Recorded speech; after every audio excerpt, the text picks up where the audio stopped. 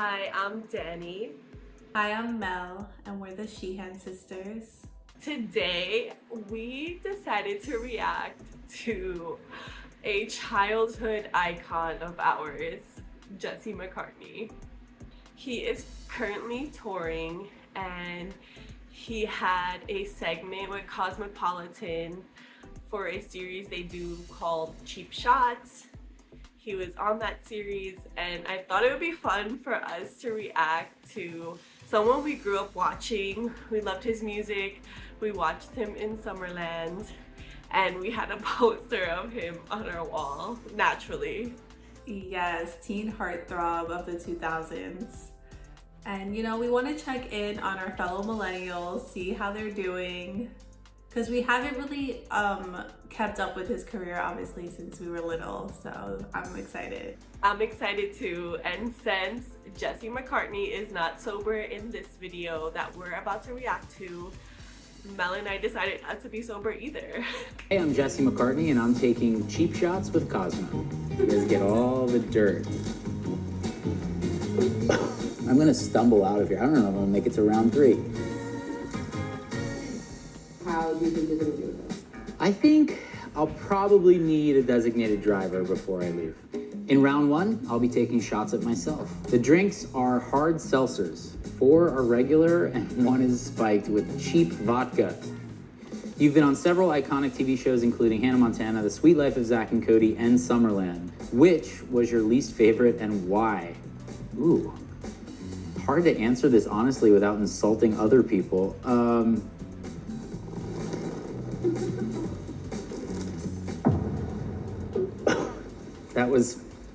I think that was the cheap vodka shot. All right, here we go. That was a safe answer for him. Just take the shot. I respect that though. He's like, I'm not gonna shit on anybody. Right. I'm curious what his true answer would be. Maybe he enjoyed all the shows, but I don't know. Him taking the shot, it lets you know there was one.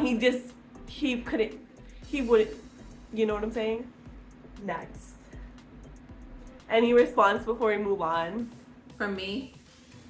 Yeah. No. No, from Jesse himself.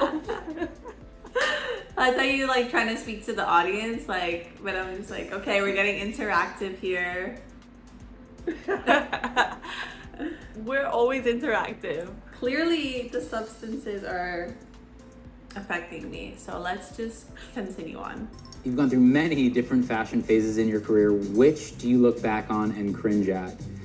There was an outfit I wore to the Kids' Choice Awards that was just all wrong. It was like a suit that didn't match, and I wore, which I thought at the time were super cool, Gucci glasses that had sort of an ombre lens, and I just looked like somebody you wouldn't want to talk to. So. I love those glasses, actually. I think I don't know about the suit. He's worried about the glasses. I think if the outfit was different, it wouldn't have been that bad. I feel like anyone referring to what they wore in the early 2000s is going to cringe. I agree with that. It wasn't the peak of fashion at the time, but it was very experimental, I would say. Yes, everyone was just kind of figuring out style at that point in time. Next. You co-wrote Leona Lewis's international hit Bleeding Love. How much money did you make off that song?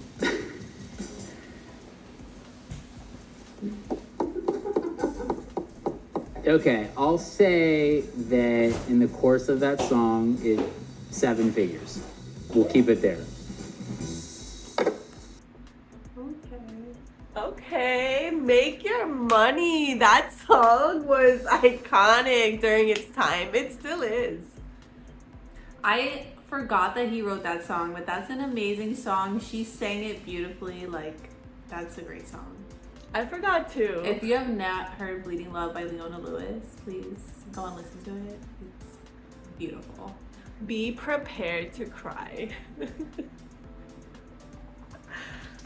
If you could never perform Beautiful Soul or Leavin' ever again, which would you choose and why? I feel like it would probably be Leavin', just because I feel like Beautiful Soul is a part of my DNA at this point. And I've definitely gone through years where I've hated singing it, but now that song is 20 years old this year, and it feels not just nostalgic for the audience, but now for me. I love performing that song now, so it'd be hard to cut Beautiful Soul. So I'd cut Leavin'. I'd be Leavin' on my G5. What do you think about his answer? I agree with that 100%. You have to keep Beautiful Souls, like he said, staple of his career. And I can't believe he just said it's been 20 years since that song came out. So. I'm shook. I refuse to accept that reality because that shows my age. But you know what? I'm okay with my age. Round 2, timed shots. The drinks are whiskey sours, but one is mixed with bottom shelf crap whiskey. Nice. I'm really scared, and now I feel like there's some reverse psychology going on where now it's in the back. Okay, here we go. Question 1, in Dream Street's hit song, It Happens Every Time, how many times do you say every time? I'm gonna guess 9.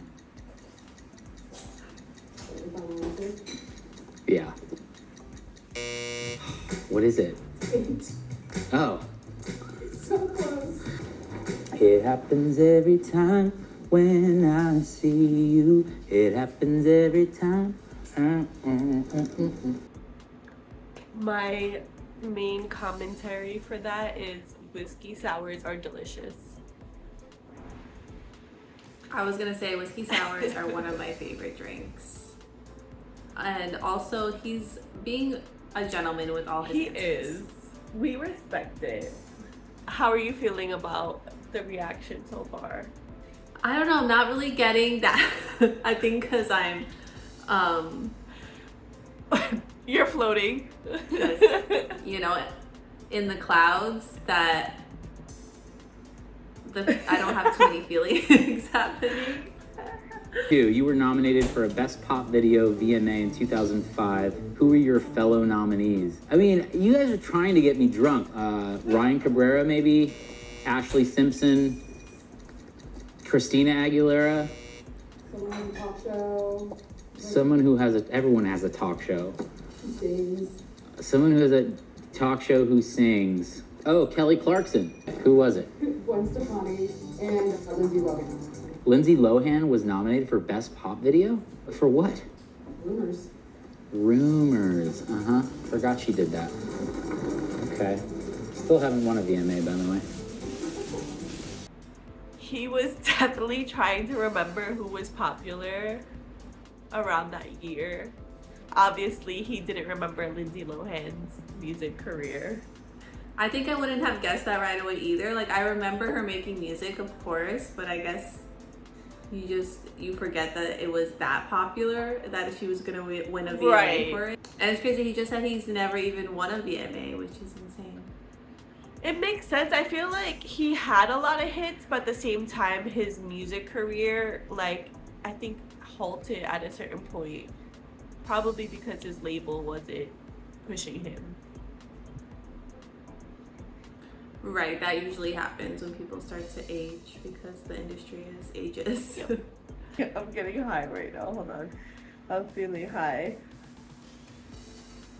That's interesting. Question 5. Who did you present with at the 2004 Teen Choice Awards, and what were you presenting?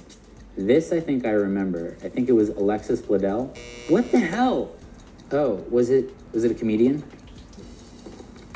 Icon. Thanks. That helps.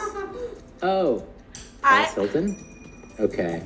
As soon as she said icon, my brain went Paris Hilton. I swear to you. I was gonna shout it out like that. Yes, 2004 icon, Paris Hilton for sure. And what were we presenting? I don't know, but I bet it was hot. You were presenting the world's largest dodgeball game. Well, tonight the entire audience is going to set a new world record during the show. We are going to play the biggest game of dodgeball ever. Are you sure you have the right person?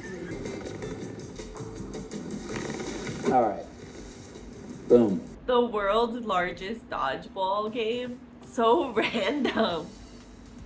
What were you doing 20 years ago today? Right. Next. Round 3, the category is cheap shots. I will be taking literal cheap shots at everyone. Question 1, name a role you auditioned for and didn't get but thought you deserved. Okay, this is a good one. Actually, I auditioned when I think I was 10 or 11 maybe. It was down between me and Hallie Joel Osment for The Sixth Sense, which was a massive, massive film for him and everyone involved, including M. Night. And not that I deserved it, because he certainly was incredible, but I thought I crushed the audition, I really did. It's wild to think of Jesse McCartney as one of the leads for Sixth Sense. Right, yeah, I feel like it, that's just, yeah, the person that got it, I'm sorry, I feel like they deserved it, because I just don't know. Obviously, I don't really remember him acting that young of a kid. I can't remember besides Summerland. Obviously, they mentioned, okay, forget, shut, do it.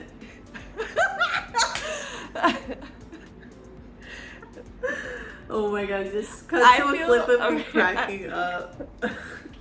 Yes. I feel like, wait, I have something to say. Okay. I'm listening. I can't stop laughing now. I feel like the trajectory of his career would have been different if he proceeded to have that role. I do agree with that, yeah, because maybe he would have gone into more serious roles.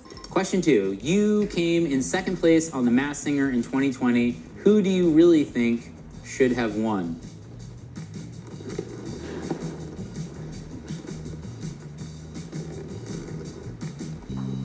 Rank the following boy bands from best to worst vocalists. The options are Dream Street, NSYNC, One Direction, 98 Degrees. Best to worst. I'm gonna go One Direction, best, because Harry and Zayn. And then I would go, like, boy bands as a whole. Then I would go NSYNC, and then I can't do this to my guys. Dream Street's third, and 98 Degrees last. Sorry, Nick, you're great, man. I'm not familiar with the rest of the singers. Okay. I just fell in love with Jesse McCartney all over again because he's clearly a directioner. And I agree with his whole answer, by the way, and that just made me so happy, but also sad at the same time.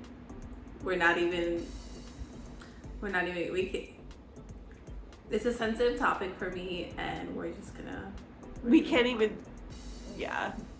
I do agree. I do want to say, 98 Degrees, I know like one or two songs, but like Nick and Drew Lachey, they are good vocalists. But I do think his list made sense. Question 5. You were linked to many celebs throughout the 2000s like Brenda Song, Hayden Panettiere, and Sarah Paxton. What's one celeb relationship you were able to keep secret from the public? I can see why this show is successful. You guys get all the dirt. You win. I'm not answering that one. Solo. So I would say overall, I did pretty poorly. I definitely am buzzed at this point, but I'm happy with the answers I kept close to the chest, and I think the ones that I answered were pretty honest. Thank you guys so much for watching me here on Cheap Shots. Be sure to check out my new EP, All's Well, that's out everywhere now, and come see me on tour. The All's Well tour is everywhere around the United States, so come find me. New Orleans, especially. Well, what did you think? That was cute. I feel like he gave really good answers. I'm gonna go listen to his EP because I have not listened to his music in years, so I'm curious to see what kind of music he's making now. I agree. This video was from 6 months ago, so I think he's at the end of his tour now. Unfortunately, we just find out information too late. I feel like if we knew earlier on that he was touring, but like we said, we haven't kept up with his career in a very long time, and I enjoyed watching him answer these questions. He is actually very composed at the end, despite all the shots that he took, especially ones that are cheap liquor that will mess you up. Yeah, he took multiple shots, so maybe he has a high tolerance for alcohol. But We'll have to do more videos checking in on people we grew up with and the millennial stars. I can't talk. We gotta wrap it up. Wrap it up. Wrap it up. Comment below, were you a Jesse McCartney fan growing up, or are you still a Jesse McCartney fan? Let us know who else we should check in on and see where they're at in their career. Alright guys, thank you so much for watching and we'll see you next time. You had so much marijuana. Alright.